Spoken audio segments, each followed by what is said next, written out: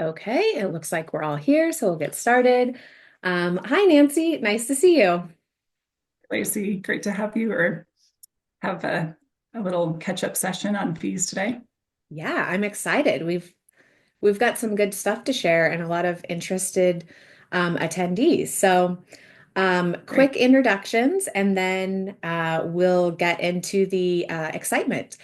My name is Lacey Strum. I'm the founder of Smart KX. We handle everything AUM revenue based for RIAs. And my friend and co-panelist today is Nancy Harry from True West Consulting. And Nancy and I really bonded over a lot of things, but one of the things being this sentence that is in every single ADV I've ever read that says fees are negotiable. And that small little sentence has attracted some attention from the regulators. And so we're going to talk about that today. So, Nancy, thanks for joining us. And I'll give you the floor to introduce yourself and what you do. Great. Thanks, Lacey. My name is Nancy Harry. I'm with True West. I'm a founder of True West. We've been around for 2 years, but I think I have a little gray hair in the industry of compliance consulting. Been doing this for 15 plus years, helping firms, SEC registered firms primarily, set up their programs for compliance. We provide the ongoing compliance consulting needs, and then just try to create that proactive program for folks to just coming to firms with a proactive agenda, addressing similar things that we're going to talk about today, just the priorities and what we're seeing in exams, and hopefully providing good best practices for firms as they move forward, especially in the new year ahead, Lacey, as we see this one regarding fees. Yeah, So and you already exciting. you've seen it in practice. So, We have. um, Mhm. so all this is what we're chatting about here. Um, the Yeah. examination priorities that came out last week or last month-ish. And really this square here. Mm. Um, Accuracy, of course, is always an issue, but the disclosure of fee-related conflicts, such as those associated with select clients negotiating lower fees. Mhm. So Nancy, break that down. What does that mean? What does that mean to the non-compliance regulator reader? Yeah, these select clients negotiating lower fees when similar services are provided to other clients at a higher fee rate. So it's interesting.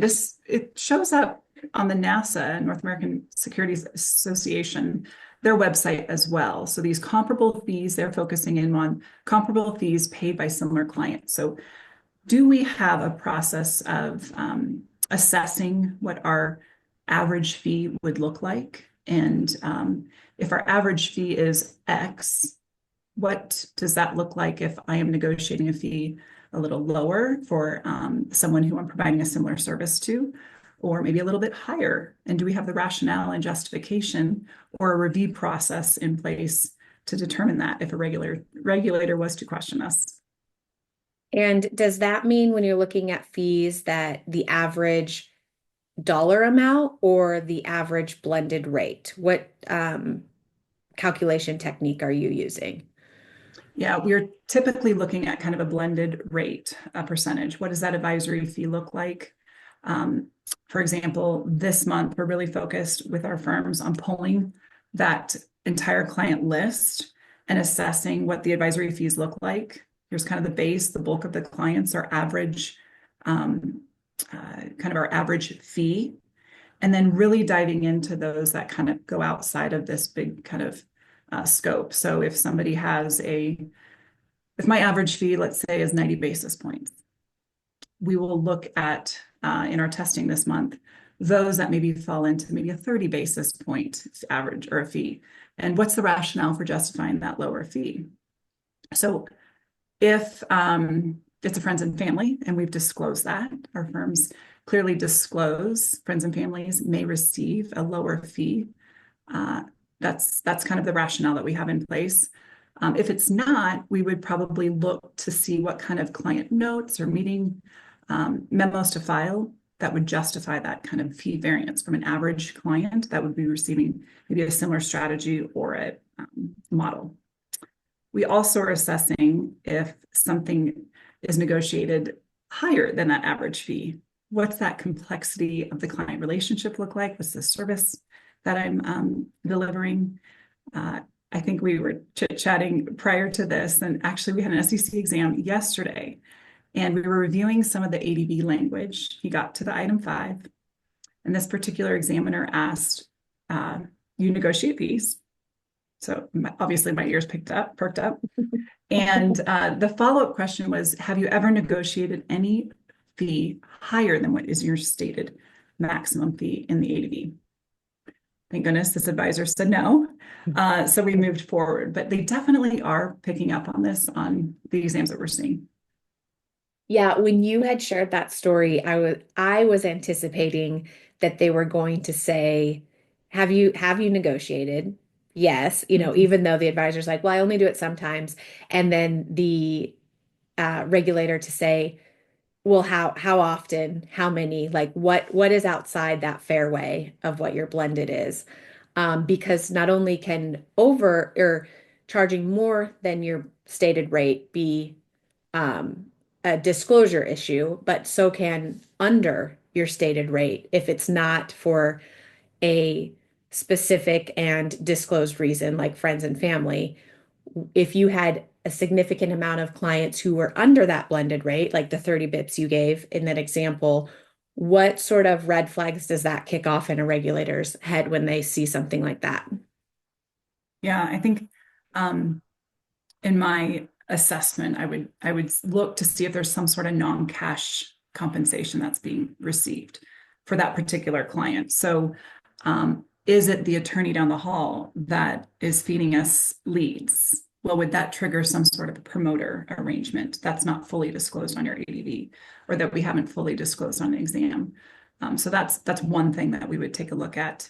I think a number of firms, when they're setting up the RIA, they're negotiating lower fees just to kind of bring the business in.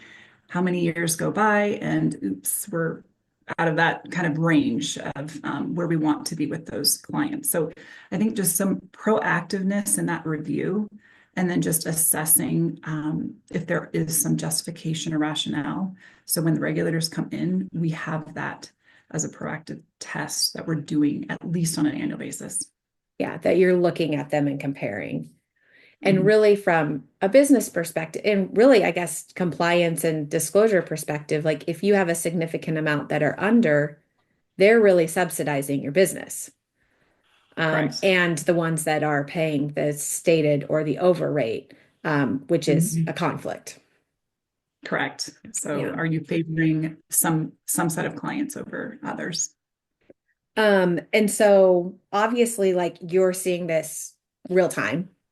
With Mhm. when we initially talked about this and prepped for it, it was brand new, hot off the presses, but you're seeing it real time with the regulators asking these questions now. And are they, when you're digging into the metrics and looking at what is our overall blended rate and then what are each client's household, how, what are you finding? Like, are you finding that there's a lot outside of um, the fairway, for lack of better words? Um, and then how often are you reviewing those things? Mhm. Well, I think best practice in our typical testing, depending on whether you're quarterly or monthly billing, we have a proactive just accuracy of fee and what is stated in the advisory agreement, what's plugged into the portfolio billing system, and ensuring what's actually deducted. They all are consistent. So outside of that, just kind of this at least annual or semi-annual look of just assessing the fees generally. I would say most of our firms are pretty good about keeping to kind of a set fee schedule. Obviously, through our proactive calls this month and this review, we have found, a handful of folks that yes, we're going to have some discussions come annual review time in January or first quarter, um, but or have again justification or rationale. So we have something to point to if a regulator was to question us, and knowing we have no conflict or favoritism for these particular clients that might be outside of that range. And if you do that, it's disclosed. Correct. Like, Correct. I mean, there's We're, going to be conflict. yeah, exactly. Um, And so this is a piece I obviously find fees very interesting on multiple levels, but this is a yes, you piece do. that really um, coincides with the business aspect. Like compliance and business here are really coming up against one another because your fees, your revenue is the backbone of your business. I mean, it's why we're all here, is to make money. And so now you're seeing compliance have an even greater effect in discussing with those business leaders and the decision makers on the business side, the advisors, um, having to have those conversations perhaps with clients. Like your most of the time, your fee is too low. Like we need to increase it. And so, how do you empower compliance people to take really that ball and run with it and With it and even even like make it like give them a piece. I always think anytime compliance can get involved in revenue, it's a place where they can really shine, especially if you're helping the firm earn more revenue. So what are your like hot tips to help compliance people do that? Well, I certainly think we should start with a fee assessment, right? If we aren't doing that and we don't have kind of that data of what's that average fee that's billed to a typical client. And I think that's what's so great about your Smart KX, which I'd love for us to kind of take a look at that visual. But if we don't have that metric, we certainly need to take that as step one. So we have a good understanding there. I think knowing that this is a hot priority, right? And it's across not only the SEC, but we see it this on the state level being questioned on exams. So bringing that to the attention of the principals of the firm, and that there does need to be some consistency across similar services, similar service models. Um, so I think just bringing that to the attention and knowing it's an exam hot priority and it will continue depending on who's at the helm at the SEC. Advisory fees are always a point of scrutiny on any Yeah. exam. And I think this is a great example because I'm assuming from what I see on our side when we're doing fees, there's a lot of undercharging. And so, yes, the decision and the conversation might be difficult, but like you're getting to go to the business owners and say, hey, here's a chance we can increase fees. And we have the data to back that up and the regulatory support to back that up. Um, that's like a nice little holiday gift. That's right. So last question, let me check my time. We're doing great. Um, so fees are negotiable in the ADV. Is it still good enough? If not, what sort of love would you give if we had to do one thing away from this webinar besides checking the metrics, getting into those? What sort of love would you give this very common disclosure that we see on ADVs? Yeah, so it is part of our instructions, right? So we have to state Mhm. whether fees are negotiable or not. So it's just a requirement across the board in the instructions of the ADD. So just having further disclosure around the friends and family, if you don't have disclosure around that currently, I think that's a good lead into your annual review, or excuse me, annual amendment filing next quarter. And then just knowing you've got something to back it up in case your firm gets a lovely call from the SEC, and you've got documentation. Documentation is so key. If you didn't document it, you didn't do it. And so knowing that you have a proactive review in place, and that can be whatever the first of the year to kind of bring this forward to the principals of the firm, some action items there, or kind of a year-end review like we do here at True West. This is kind of an assessment that we're pushing all of our firms to do come December. And is the family relationship pricing, like if we have growing children and parents that are combining their pricing, would that sort of tie into another negotiated fee that might need to be disclosed? Mean, householding, is that what you're Hmm. talking about? Yeah. So, I mean, again, clear disclosure language on those negotiated fee arrangements. So, again, friends and family or householding of fees. We always put those two disclosure items And then obviously, if you find that you do have some sort of conflict with somebody who's significantly lower because there's a referral arrangement, there's probably some action and amendment that you need to take. Disclose, disclose, disclose. Mhm. Yep. Well, is there anything else that you would like to touch on before we wrap up?